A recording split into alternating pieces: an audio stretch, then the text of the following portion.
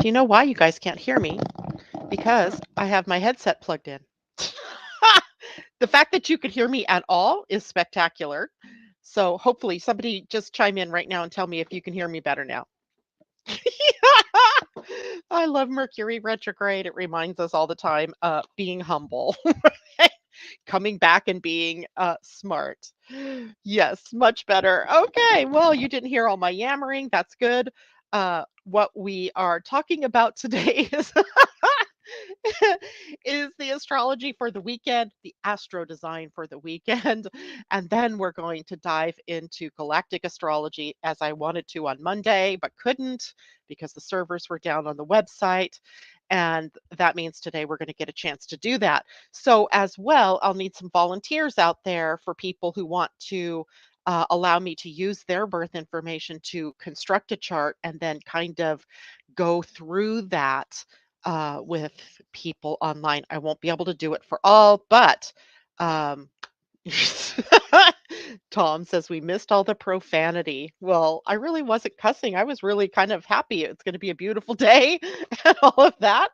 Um, what can I say? Sometimes the universe just wants to make us laugh. All right, so let's dig in quickly because there's a lot to talk about for the weekend, but also I want to have plenty of time to talk about the galactic astrology stuff. So let's start with the moons for the weekend.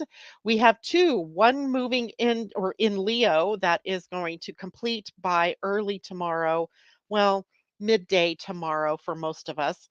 And then moving into Virgo, one of my favorite places for the moon to get things done, and it's funny because I've almost been thinking ahead to, what I wanted to do in terms of, getting my wardrobe switched over to summer and what things do I want to let go of, all of that good stuff. So it's kind of great that the moon will be in Virgo. It'll give me the energy to be able to do that.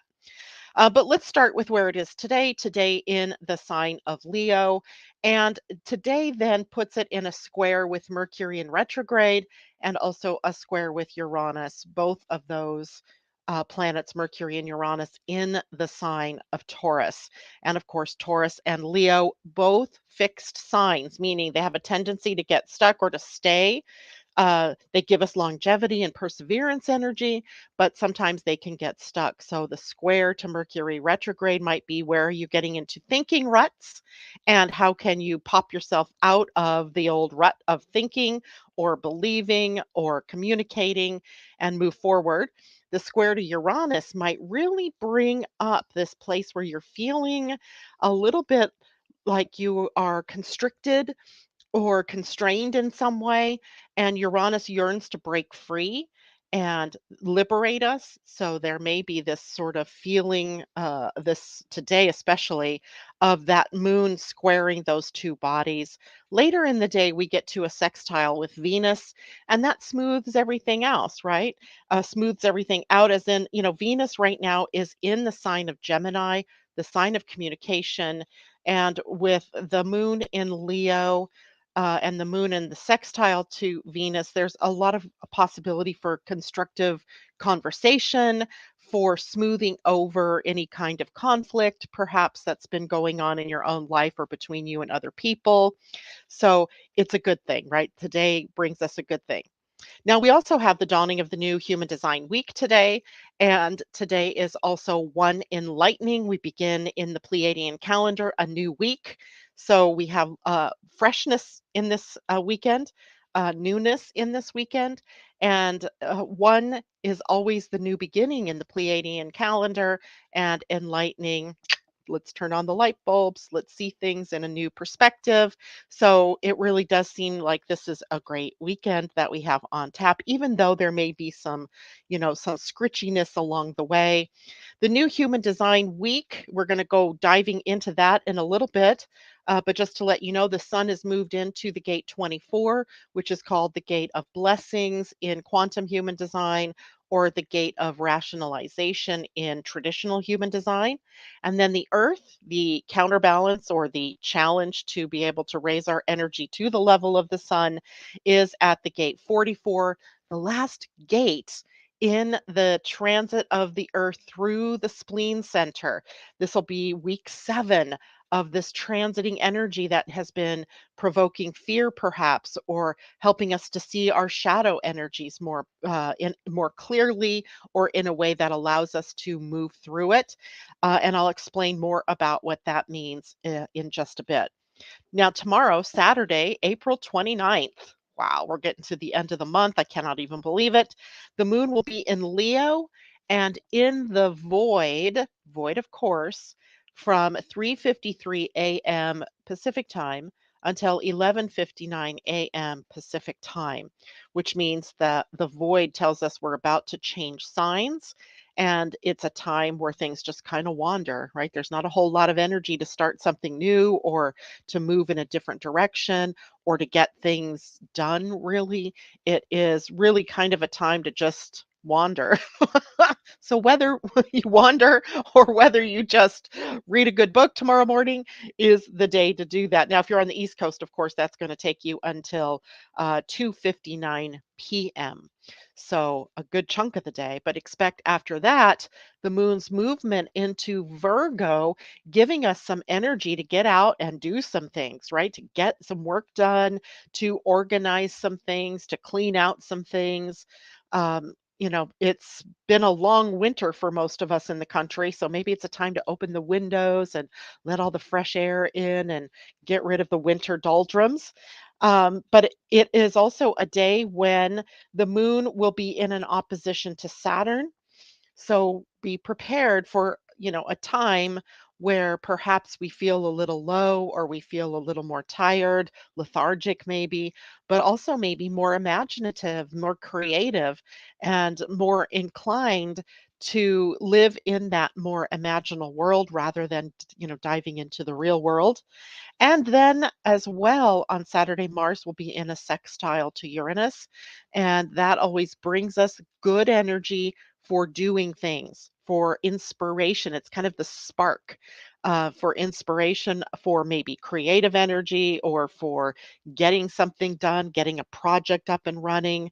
Um, it is a time where you will likely need to do something to dispel physical energy because otherwise it may, shoot around in your body, or you may feel sort of like you are anxious or nervous. So get out, get some things done, have a good day on Saturday. On Sunday, the moon is in Virgo all day, and it is in a trine to the sun and in a trine to Mercury retrograde, which means that we have a day, because that, trines mean that we're dealing with the same element. So if we have the moon in Virgo, Virgo is earth. So that means the trine to the sun in Taurus is also in earth. So there's compatibility there. And Mercury retrograde in Taurus, also earth, same sign. So we have some opportunities to get some things done to simplify our lives, right? In some ways, this can be about tapping into the sensual aspects, meaning what feels good to us and what doesn't feel good to us, those kinds of things. So it's a good weekend for that. And sometimes, with the moons in Virgo, and sometimes that is kind of perfectionistic, but in reality, it really does help us to restore joy and the flow of joy in our lives. So Virgo perfectionism, even though it gets a bad rap and makes us think, people are nitpicky and all of that, its purpose is to realign, right? And to bring things back into preparing for the balance of Libra, the next sign, right? But perfecting is a part of restoring joy or joyful flow, or just flow in general, abundance, that type of thing. So, what can you do to help restore that in your own world, in your own house, in your own lives over this weekend? All right. And then let's see, I didn't look at Monday, but I'm guessing Monday the moon will transition, but not until late in the evening, my time, and not until Tuesday morning for some of you. Will transition into Libra. All right. Now, let's see. Let's say good morning to people. I see people chiming in with comments, so I want to say hi. Good morning to you, Tom. I see you out there. Requiem for a Tuesday. Good morning to you, Christine. Hello, Joan Durkee. Good morning, Corey. Good morning, Christine. Good morning to Tom. Or Tom says chime chime. Not sure what that is, Tom. But that's okay.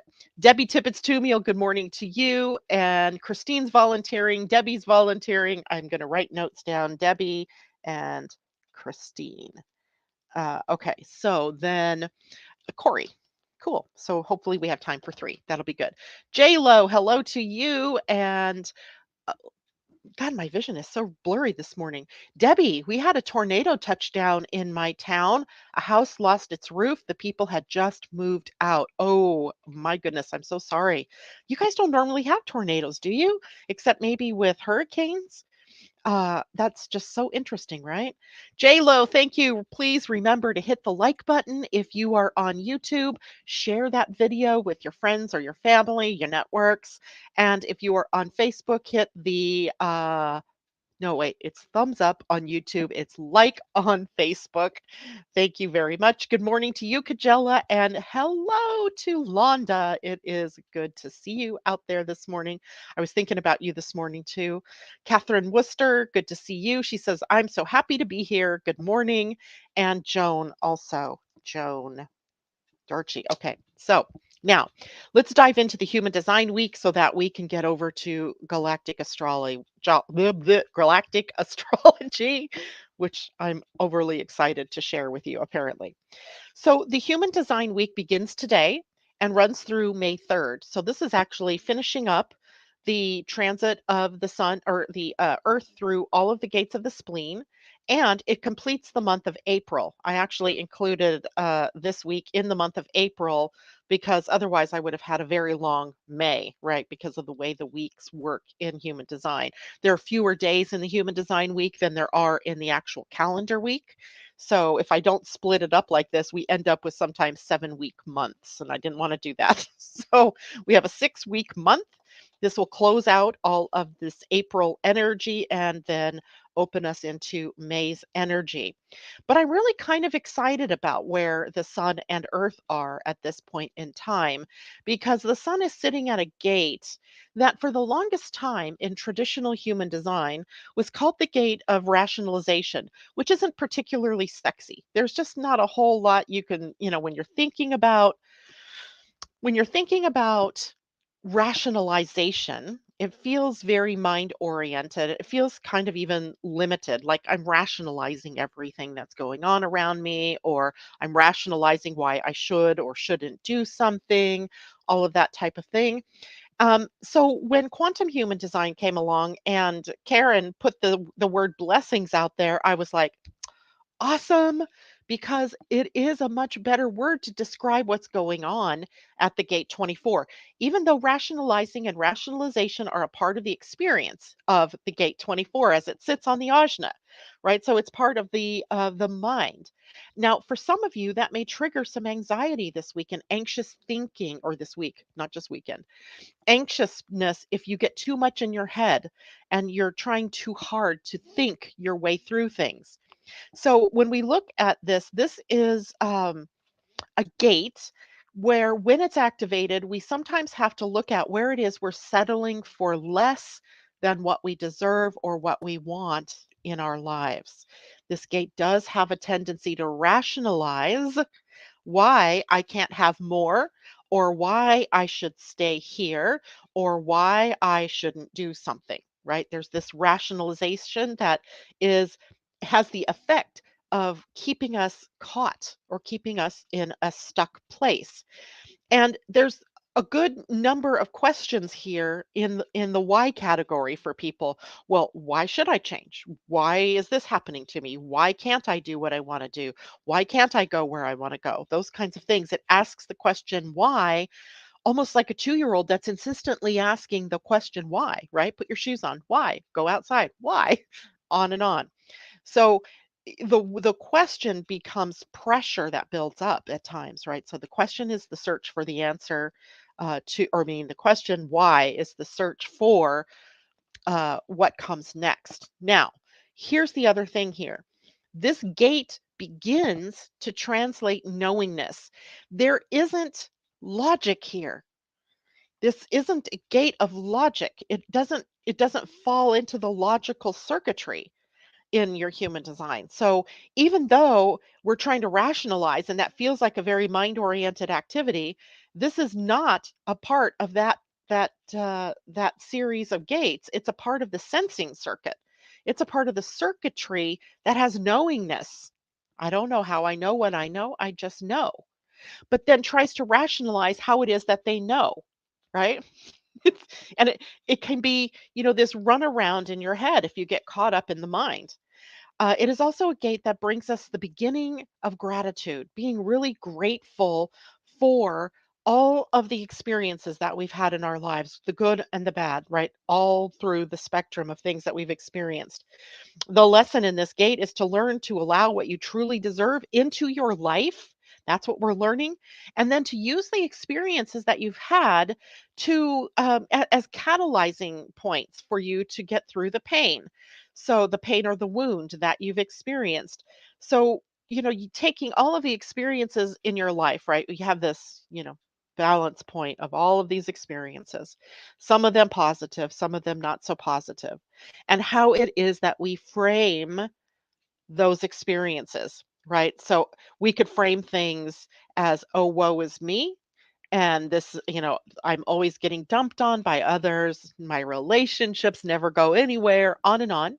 Or we can say, these are the things that I've learned from the experiences that I've had, right? That's the key, right? What are those experiences? Because in the shadow, of this gate, we can take the experiences that we had and rationalize why we should protect ourselves, why we shouldn't take that next step, why it's too scary to do something different.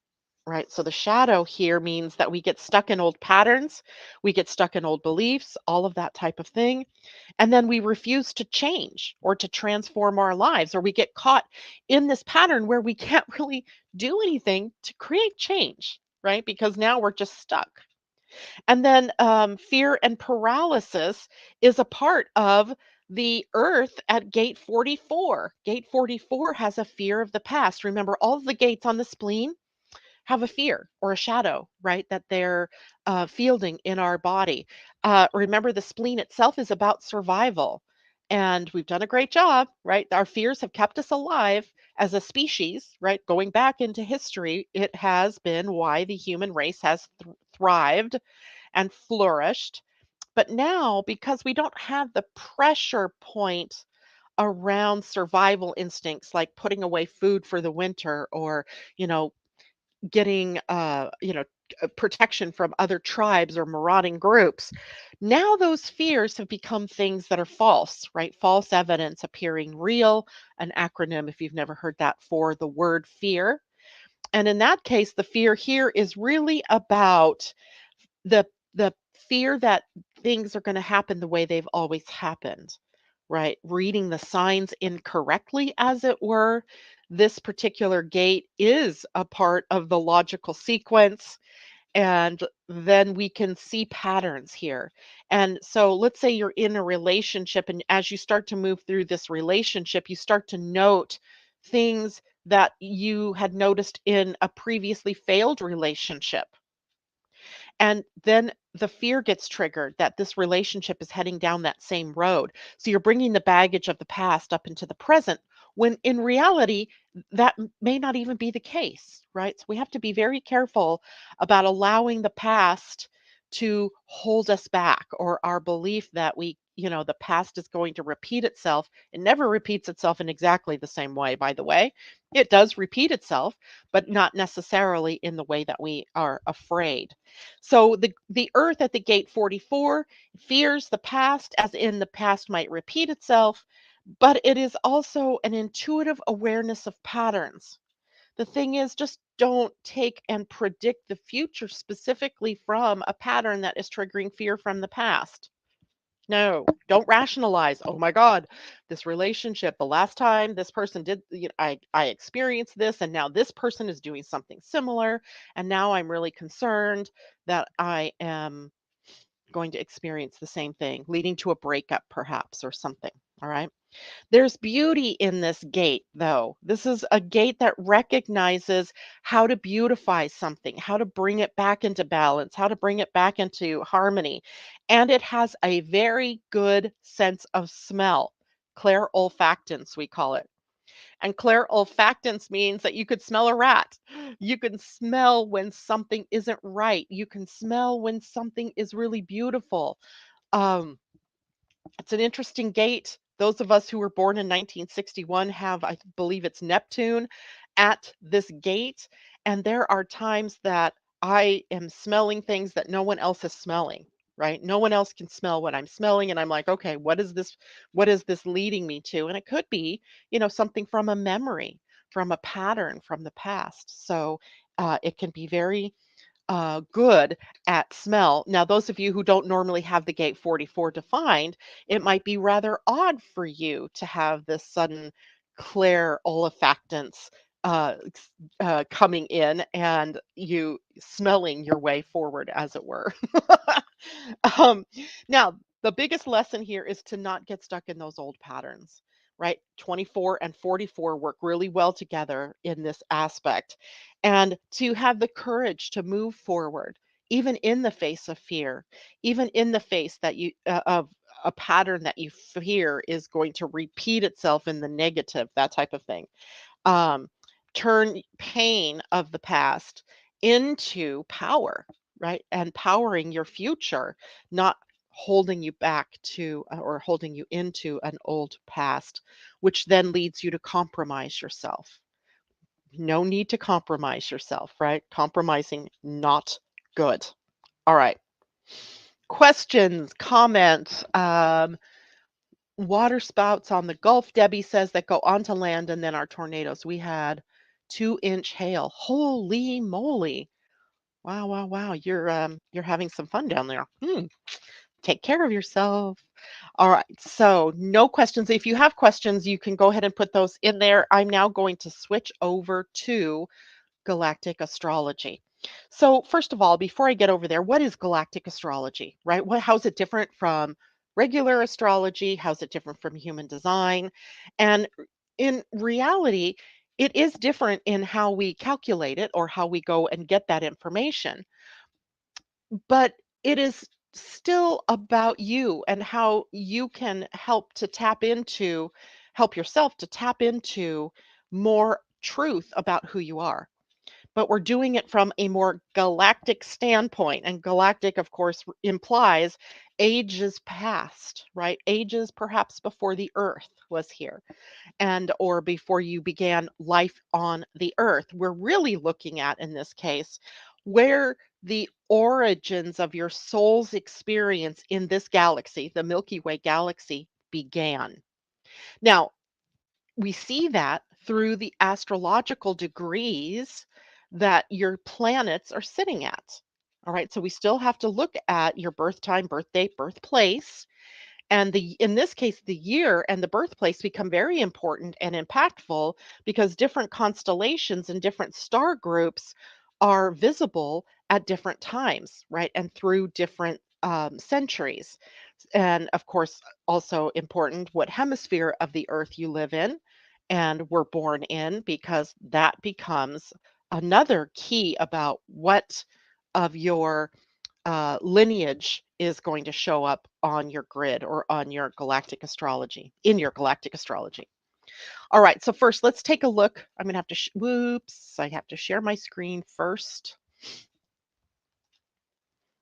And I'm going to leave it to you guys to help me understand whether you're seeing, um, I have so many windows open. This is ridiculous. Here we go. You're going to have to tell me whether you see the transitions in my screen, if it's moving, because I may not be able to tell that for sure. So the website that you want to go to is galacticastrochart.com, right up here, galacticastrochart.com. Now, because I've studied galactic astrology and I have an account, I'm logged in. I'm not sure. I think anybody can set up an account. But if you do, then you get to save your charts, and that's the only reason why I've really liked to do this. And up at the top here is free reports, more information, online courses, practitioners of galactic astrology, the constellations and stars that you want to know about. And then, of course, over here is where your personal charts are. Now, you won't have a personal chart unless you've already been here to this site. So let's see. I'm going to hold on while I pull up for a second Astro because I'm going to need it to get me um, people's birth information. So, Christine, I'm going to yours first. Stored astro data, Buckingham. Boop, boop, boo. Okay, so, oops, I did not need to do that. Go back. What I want is the birth date and information. March 9th and 9:24 a.m. Irvington, New Jersey. Okay, so Christine, now all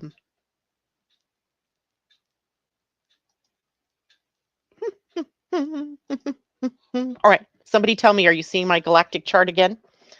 So first we're going to put in the birth information. So we have the 9th of March and March, and we're putting in the date 1958 at 9:24 in the morning. So these are all drop-down menus that you can use, which is so easy. And then on the birth city, you just start typing it in, and it usually will bring it up for you.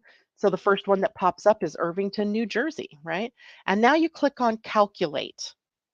I'm going to go back to StreamYard for a moment to make sure you guys are seeing what I'm seeing. Yes, and I can see that you're seeing what I'm seeing.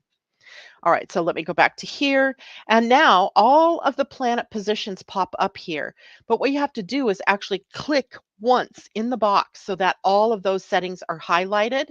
Then right click on your cursor and copy that information and then paste it over here on this side, right? So that all of that information is gathered. And then click the button here that says import natal. No, no, no, no, you're not doing this to me today.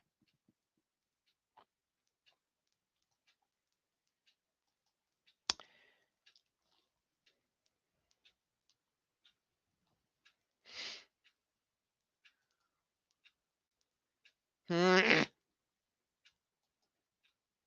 Okay, let's go back.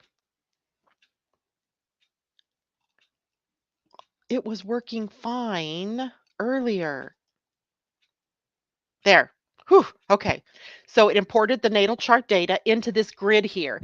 And this grid, again, these are all steps that you're taking in order to produce the chart, right? This is not necessarily how you read it. So don't get confused by all of that, right? So I'm going to generate a basic report if I want just the basic report, but I want to look at an extended report. And what I want to do is show the degrees, right, of the sign. I don't want to get to show trine, sextile, and square yet. I really just want the conjunctions and the oppositions. And now I get this beautiful report. Now, I hope you guys are seeing all of this. Okay. Let me go over to StreamYard real quickly and make sure you are seeing it. Awesome. So what this is going, the reason I asked for not the sextiles, trines, and squares is because I just want to know which star systems Christine has actually had lifetimes in. Okay, the conjunctions and the oppositions of her planets of her birth chart in those star systems tell us where she's actually lived, and opposition will show us where maybe things were still not completely integrated, the lessons, exactly, the experiences all weren't exactly, integrated into her experience. And then the conjunctions will tell us where it is that she had successful lifetimes and had fully integrated all of the different lessons and so forth. And then that helps us with the planet. Now, of course, at the top here is the sun. Let me see if I can throw out some columns here. I need the first connection. Let's see, how far down do we go? I don't need conjunct connection 2, and I don't need 3. I don't need 4. Okay, so that's not making much change. But anyway, this condenses it a little bit so we can see this. Now, in a galactic astrology chart, we're actually going to reverse the process when we start to talk about where it is your soul arose in the context of this solar system, right? And that's because Pluto, and we're not going to look down here at Chiron, Lilith, POF, and Vertex yet. We're going to look at Virgo, her Pluto in Virgo, and this is going to be the first place that her soul actually encountered life in the Milky Way. Does that make sense? You guys will have to let me know if you have questions. So her Virgo Pluto is in Leo conjunct the star system Regulus at 29 degrees, 15 minutes. That's what this here is showing you, what degree it's at in terms of constellation. And you are going to see right away that's different from Virgo. And why is that? That is because we have not taken into account in the astrology wheel the precession of the equinoxes, right? And that means that when we're looking at what zodiac sign it's in, the Pluto is not in that as a constellation anymore. It's now in this point at Leo. So we're looking at 2915 Leo. And then this last number in parentheses here shows you how close to that star it is in orbs. Orbs, meaning this is a 1.23 degree orb or closeness or distance from being an exact conjunction. All right. Did I lose anybody here? Let me check and see comments. Um,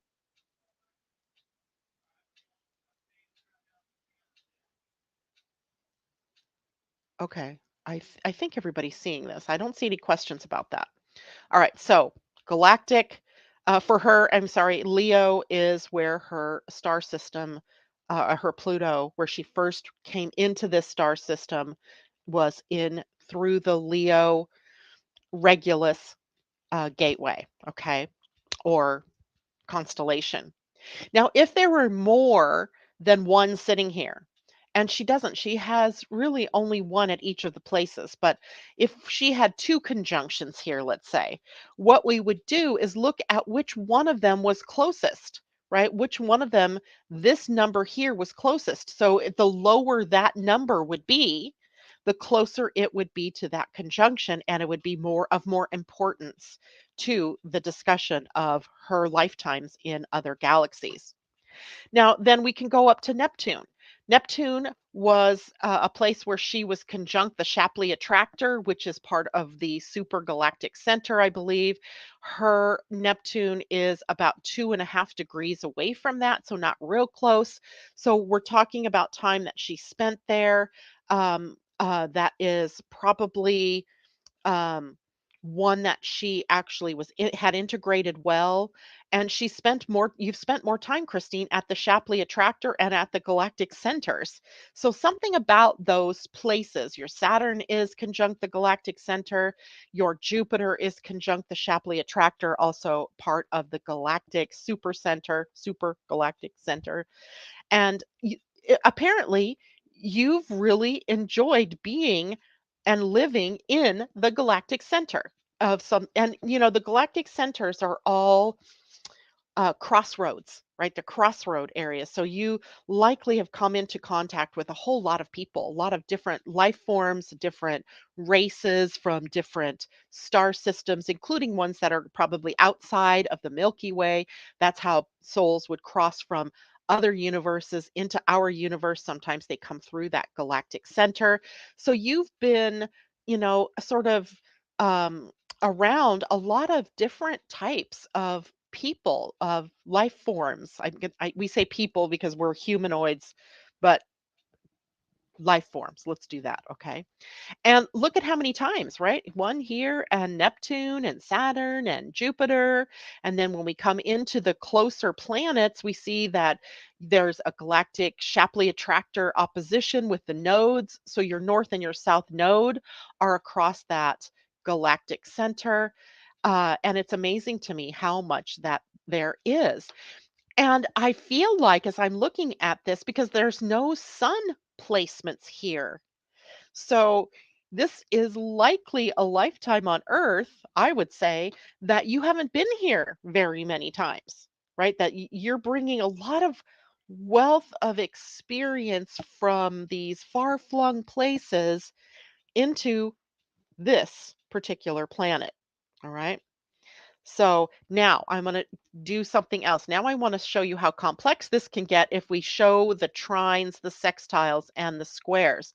So oppositions and conjunctions show us where you've actually held lifetimes at, right? Where you've been.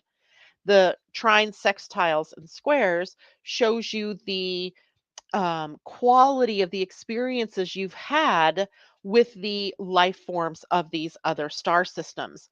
So I'm going to regenerate this report and now look at how populated that is, right? There are a lot of things, places, experiences that you have had out and about in the galaxy or in the galactic sense.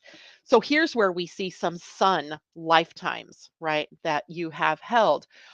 We have a sextile and we have two squares, right? So a sextile to Lyra, a square to Rigel and Bellatrix in Orion, and a square to Nihal, which is in Lepus or Lepus. So you do have some lifetimes where you've interacted with people or life forms from those systems, but not necessarily having lived there, right? And some of them were quite tricky, right? There's some, Orion energy here that if we actually dove in and started working through all of this, we might find that you were likely a part of possibly the Orion uprising, the galactic wars that took place there as part of, the evolution of those systems. And Nihal happens to be not quite the closest, but a very close square. In that case, this is a planet where a lot of the crystal children or the higher forms of people, what are they, the people that came, oh my lord, my brain, that are having brought a lot of experiences into this planet of a higher evolutionary sort. So we get a lot of the crystal children, crystal souls coming in through the planet Nihal. Your closest is Lyra at the, looks like Sheliak, 0.13 of a degree. So that's probably the most recent lifetime, and also at the star or the ring nebula M57 in the Lyran system. Now, Lyra is a very old connection. It is one of the first star systems that we learn about in galactic astrology. It was a system that had been destroyed. A lot of planets were destroyed in that system from the draconian takeovers and wars and things like that. So there's a lot of energy in Lyra, of fear around, annihilation or being destroyed. A lot of Lyrans went out into the star systems from a lot of different places. And even though I don't necessarily see yeah, Pluto. Look at all the Pluto places. You've only been conjunct Regulus, but there's Andromeda, Orion, Galactic Shapley Attractor again, Pleiades, and Centauri, right? Alpha Centauri. So you've been around the block, I would say, Miss Christine. Now you can go here free and generate this kind of a chart. Um, and you can print it off. I'm not sure that it's going to print with color like it does here. So I usually use a print screen function, or I go up to, I don't think you're going to end up with that because, yeah, you won't be able to, but print screen it or, copy it and then print it so that you have the color. All right. Questions. I'm going to stop sharing for a minute so I can go back. How's everybody doing? Indigo. That's the one, Christine. Thank you. Tom says, are there astrology systems that factor in the precession of the equinoxes, and would you name them? It's not that so if you do sidereal astrology, they're correcting for the precession of the equinoxes. Um, Vedic astrology also corrects for the precession of the equinoxes. So they're different systems than what we typically do, than what I typically do. But those systems are out there and available for you to get that information. Uh, yeah, color codes, Kajella. I don't know if I want to get into all of that, but they are in different colors to help you see which star systems, each star system has its own color. So, like, for example, let me see if I can go back to that chart and share it. Ba-dum, ba-dum, ba-dum.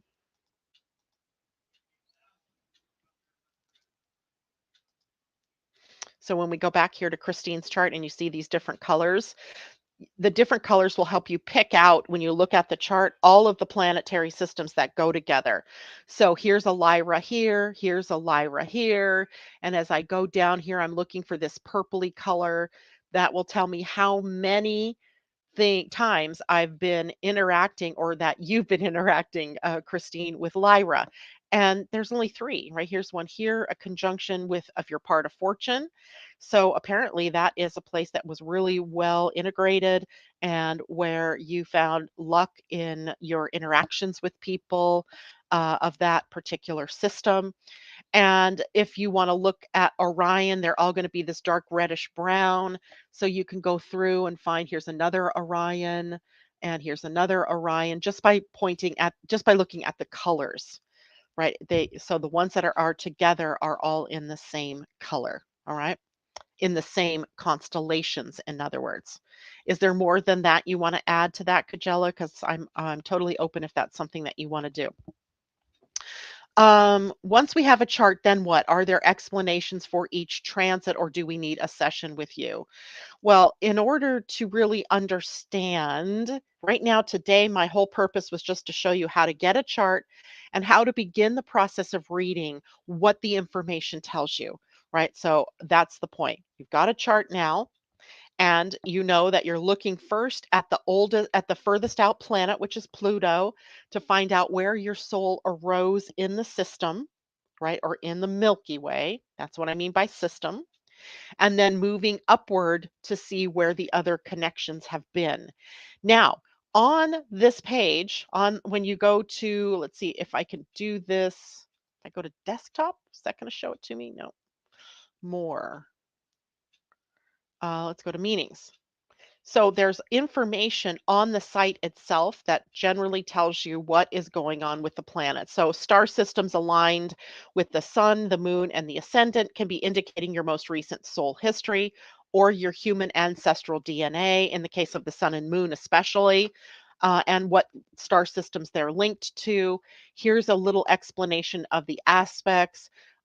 If you have multiple alignments, what that means, if you have no alignments, what that means, the houses, etc.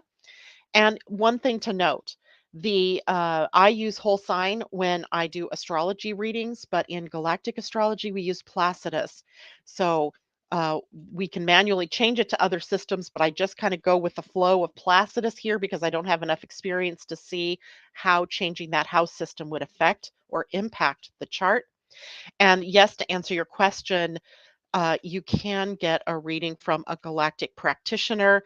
I am not yet one of those. I've done all the stuff.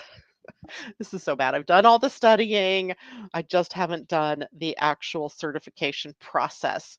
So while I know a lot about it, I just haven't gone through that next step. All right. So now, let's see. We did Christine. Let's see who was next. Debbie Tibbetts Tumiel. So Debbie, um, let's see. I stopped sharing so that I could actually. Here's the problem. I'm logged in. All right, now I'm going to share my screen from being logged in. Because in this case, you can see actually what the systems mean, and that's what I was kind of looking for. And again, this one. All right, so when you're logged in, Then you get access to the galactic astrology, and all of the different star systems are here. That most of the star systems, not all of them, because we've recently added new ones. And there's a link here where you can get the full list of the fixed stars.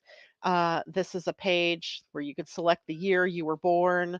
Let's just select a random year, 2000, and generate that report. And then all of the constellations and the star names pop up where they are as of the year 2000. And also, when you see this, the orb here tells you what orb we use to tell whether it's close enough to really be effective in your chart as a person, right? So if it's within, for reticulum, alpha reticulum, in the year 2000, it was at 7 degrees, 47 minutes of Aries, and an opposition would be those same degrees in Libra, and within 1.30 or 1.5 degrees, you could say it's a conjunction, an opposition, a trine, a sextile, or a square. But that gets you a little further into this as a study. Now let's go back to the chart here. There we go, the calculator. So now, Debbie, we're going to do yours. And you are April 23rd. I think it's 1954. There we go. I better check and make sure before I go and do that.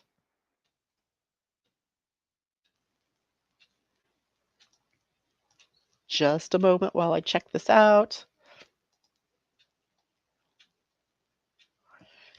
Yes, 2117 in 2117 in Brockton, Massachusetts. There it is. Calculate. All right, so in a moment then, remember, you fill in this information and then it pops up in the planetary positions. You just click on it, it highlights it, right click to copy, and then come over to the blank slate over here and paste it into that and import the data. And decide how you want to show this. I want to show the degrees, and I'm going to generate an extended report of just Debbie's oppositions and the conjunctions, so we can see it in its stripped down form before we go on into looking at it in another crazy way. So Debbie, when we look at yours, Pluto has no connections, right? There's nothing here in Pluto. So then if there is nothing in Pluto, we move to the next up planet, which is Neptune. And Neptune for you had a conjunction to Spica, and within a degree, a 1.16 degree, so it's fairly close. But look at this, you have a closer connection and a stronger connection, therefore, to Arcturus in Boots, which is the constellation.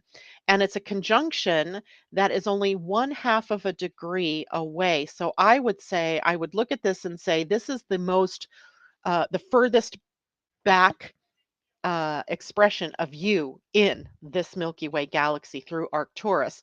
Now, Arcturus is a big gateway. It's an important star in the system. You have a couple of different connections here. Another conjunction to Arcturus with your Black Moon Lilith, and also to Spica. So you have those two things matching. And if we follow the color up here, do we have any other boots? No, and we don't have any other Virgos, just right here in Neptune and in Lilith. So those would be your oldest lifetimes in this system. And if we go up, we have also a Lyran or Lyran opposition here. Now, this is an opposition. The difference between the opposition and a conjunction is the conjunction energy is well integrated into your experience as a soul.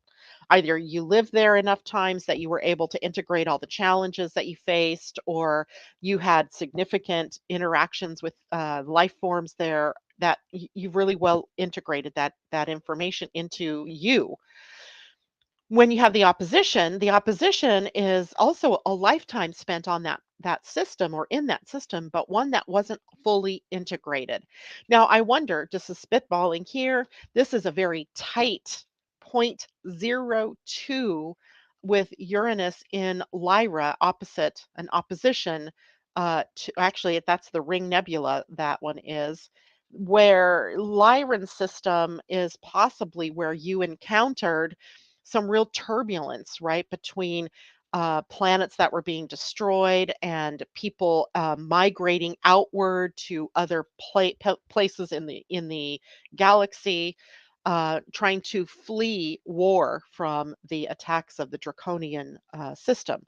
And possibility is that, that life was interrupted perhaps, or you were like, I'm out of here, right? I'm not dealing with this war system. We could look deeper at that during a galactic reading to see more about what was going on here. Your Saturn was also in a conjunction to the Shapley attractor, which is again the super galactic center. Orion, you've spent some time there. Also opposite the galactic center of this universe, right, of this Milky Way. And then Centaurus, Cetus, here's some more Lyra, right? You had a conjunction, your nodes here more recently in a conjunction and an opposition, obviously, because there's always a conjunction and an opposition with the north and the south nodes. And then a different one than Christine, when you were part of the Hyades, which are in the constellation Taurus, and Hyadum 1. So that's a constellation within the zodiac sign of Taurus. And then most recently, like the most recent lifetime where you were at is in the galactic super galactic center at the Shapley attractor. It was an opposition, so not well integrated. So likely you've come here to Earth to integrate some of that uh, uh, i- thing, whatever it was you were experiencing there, into this lifetime. And now I can look at the houses and I can kind of determine that what you weren't able to fully integrate possibly was your artistic qualities or your creative energies, the energies of love and romance or creative impulses to self-expression, possibly not taking enough risks, right? That you weren't like getting out of your comfort zone there. So you come to Earth where you could, have that polarity experience of becoming, expressing more of that creativity. Now, again, let's put the trine, sextiles, and squares in. And again, you're going to see how busy this gets, right? This gets busy.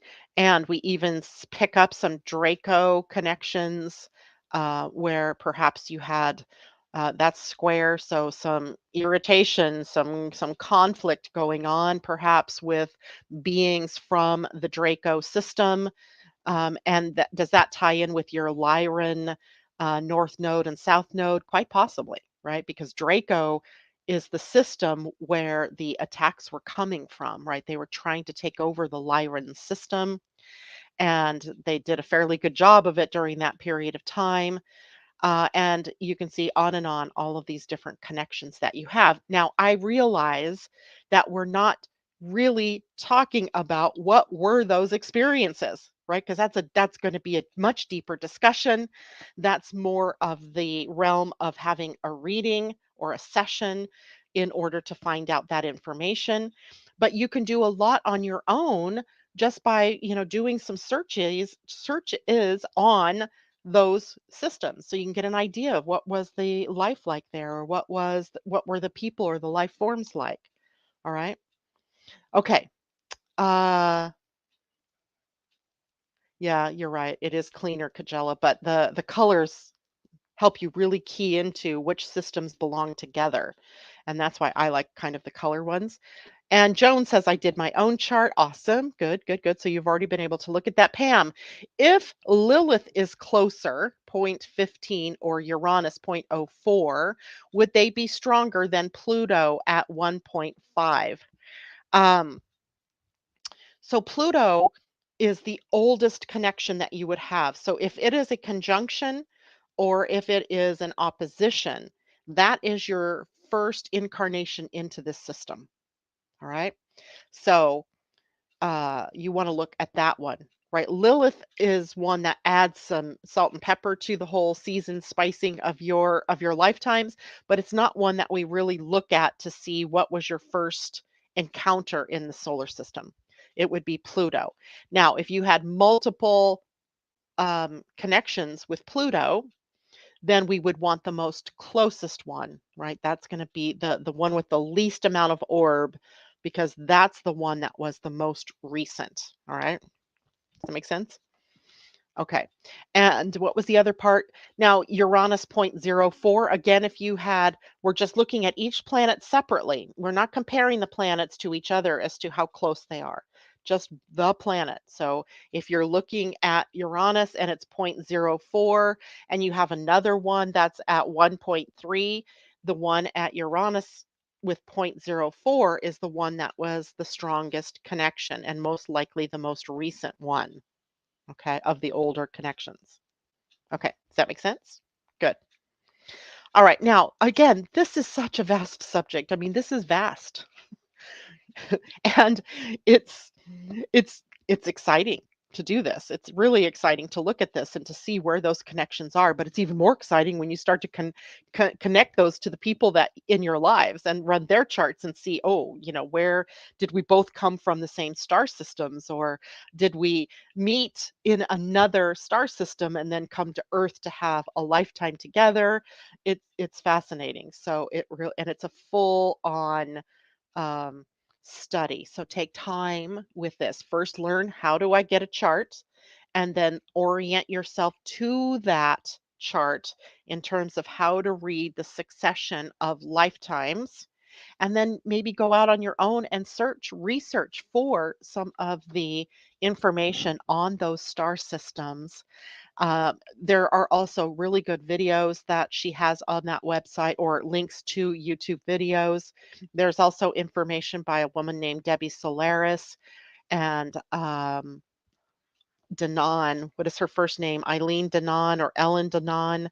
Uh, Bernadette Brady also does some really good information on star systems, stars themselves, and that will at least get you started on this project, and then I can take you further as we learn more about it.